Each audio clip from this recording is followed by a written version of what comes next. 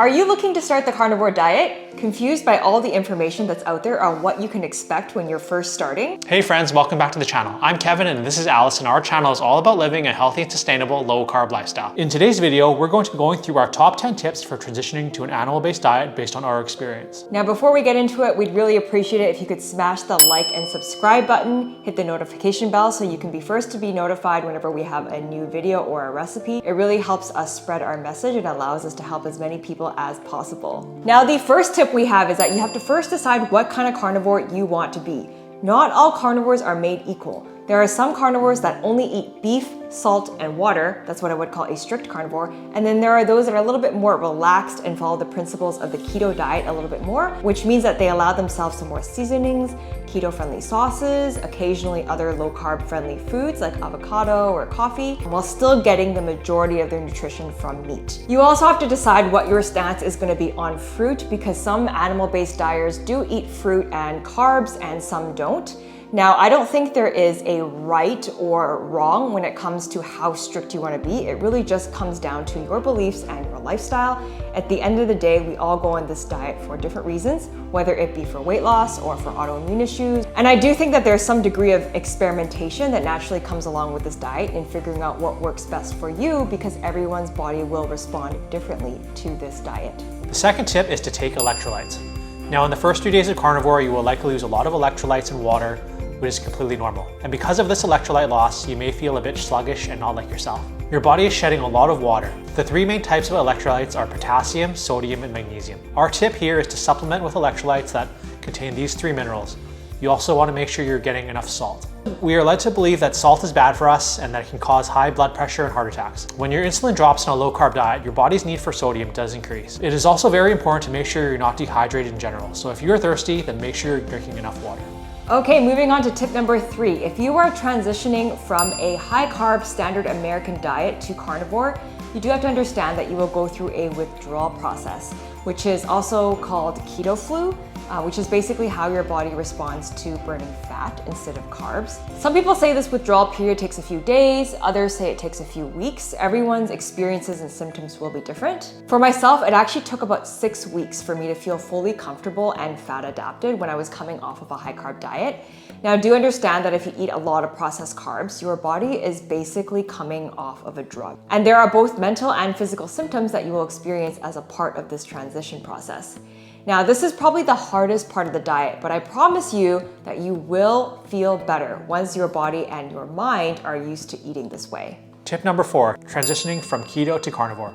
Now, if you're going from keto to carnivore, the transition won't be as difficult for you since you're already fat adapted. The harder part is probably just refiguring out your daily routine and what you are going to eat and buy at the store. I do actually think the carnivore diet is a little easier from a food prep perspective because it's a lot more clear cut on what you can and can't eat. It's not like keto where there's so many more options and you have to read more ingredient labels to figure out whether something can fit or can't fit in your diet. Just eat meat and stick with meat. If you want to continue with some keto foods here and there, I think it's okay, as long as the majority of your nutrition and calories are coming from animal-based products. If you're eating a lot of keto treats and desserts on a keto diet, then cutting these out might be a bit difficult mentally. On keto, you are more focused on fat and net carbs, but on carnivore, you tend to focus more on meat and forget about the fat. You may need to add additional fat like butter or ghee. Do remember that the carnivore diet is still a ketogenic way of eating, so fat is still very important. One of the physical changes you will notice is from the reduction in fiber intake. If you are doing healthy keto and consuming a lot of vegetables, you may notice some initial digestive upset, and this can be constipation, diarrhea, depending on how your body reacts.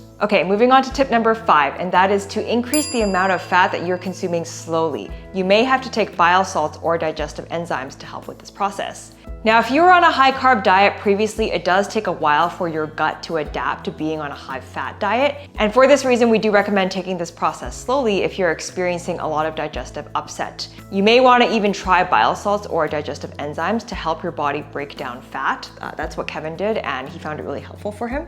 This is usually just for short-term usage, and the goal isn't to rely on supplements long-term. How long did you take those bile salts for? I took them when I was transitioning to keto, probably 3-4 months. Yeah. And did you find that it helped with? I think it helped with like stomach aches and just helping me digest my food. Tip number 6, Always buy in bulk if possible or directly from the source, and this does depend on where you live. Now, one of the biggest criticisms of carnivore is that carnivore is expensive. And yes, meat is more expensive than bread. No one can argue that fact, but there are ways to make it work. Now, we highly recommend buying in bulk if possible or even directly from the source. This also depends on where you live.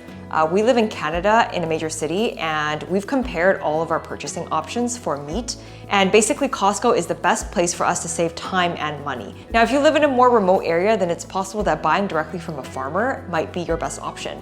Or maybe you can research buying groups online in your area to see if you guys can save on cost by ordering together. I have heard of people doing that before as well. Generally speaking, if you're committed to sticking with the carnivore diet, you will see cost savings from things like buying processed or packaged foods, eating out for lunch at work, drinking alcohol and having other sweet treats, and going out to eat on the weekends. All those things get pretty pricey and they add up as well. Now, speaking on cost savings, my next tip is also a cost saving tip, is as that ground beef, butter, and eggs will be your most economical options and your best friend. We eat eggs every single day, sometimes multiple times a day, and we eat ground beef multiple times a week, if not every day.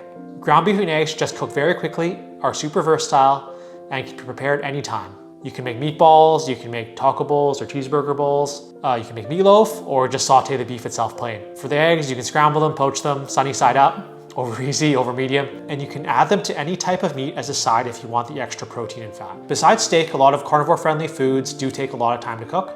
That would include things like ribs and brisket, but with ground beef and eggs, it's like 5 minutes. For every pound of ground beef, I normally add a couple tablespoons of butter, depending on the leanness of the beef, just to make sure that I'm getting enough fat. 2 tablespoons of grass-fed butter added to 1 pound of 85/15 ground beef gives you a perfect keto ratio of 70 to 30 fat to protein and energy. Okay, tip number 8, and that is to meal plan it out. Now, failing to plan is planning to fail, especially when you are starting a new diet.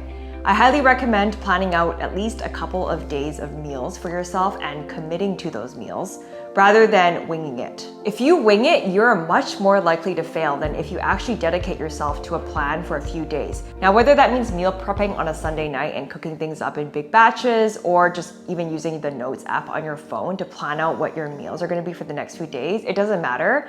I would say just do what works best for you. To this day, I still do plan out my eating based on my daily routine and what I have going on that week. If I know I'm gonna be busier that week, then I will pre-cook a few things in my fridge. I notice that when we don't do this, we're a lot more tempted to eat out for convenience or have cravings, when really, in reality, I don't think it's cravings that we have, it's just that we don't have a plan to stick to. So the 9th tip is determining how much meat to eat. The general rule that we follow is starting with 1 gram of protein to 1 pound of body weight, and adjust according to how you feel. Eat until you're full and never starve yourself. Now, to make this as simple as possible without doing a bunch of calculations and researching nutritional information of raw meats, the formula that you can use is 1 pound of meat equals 100 grams of protein. So if your goal weight is 150 pounds, eat 1.5 pounds of meat. And if your goal weight is 200 pounds, eat 2 pounds of meat, and so on. I would start with this ratio for a few days and see how you feel. If you're still hungry by the end of the day, you can always increase your intake, and if it's too much for you, then decrease your intake. Tip number 10 is to understand why you are starting. Now, in order to succeed at the carnivore diet, ketogenic diet, or any diet, you must have a clearly defined why. In other words, you have to know what the end goal it is that you really want, and you have to really believe that the actions that you're going to take are going to help you achieve your end goal. People succeed with long-term health changes because they never forget why they started, and that desire for change is what propels them to stick with it and move forward every day without giving up. Now, we know this just from our own experience. We've lost 90 pounds together. We've both been on our own journeys, gone through our own experiences, tried all sorts of diets, and successfully been able to keep it off, ultimately because of the mindset that we have. Okay, bonus tip 11, how to get over the tiredness and brain fog when you first start on carnivore.